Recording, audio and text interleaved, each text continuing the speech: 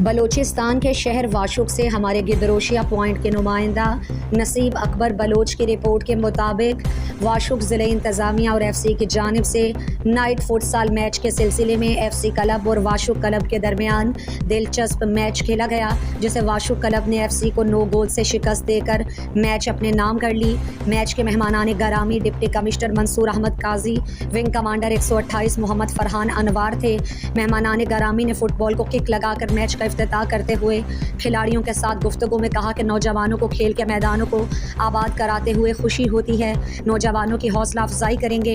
Deputy commissioner واشق نے کہا کہ فٹ بال گراؤنڈ کا دورہ کیا ہے، انہی کے مسائل کو حل کریں گے۔ آخر میں رنر اور ونر ٹیموں کو ٹرافی اور نقد انعامات تقسیم کیے۔ اس موقع پر میجر 128 ونگ قرار اسپورٹس سپروائزر حاجی مجیب الرحمان، حاجی عبدالحق میروانی، لیویز تھانہ انچارج امان اللہ اور دیگر بھی موجود تھے۔ مزید دلچسپ معلومات اور خبروں سے آگاہ ہونے کے لیے Gedrosia point Facebook page, Instagram, Twitter کو فالو اور یوٹیوب چینل کو سبسکرائب کریں۔ بیل آئیکن بٹن دبانا نہ بھولیں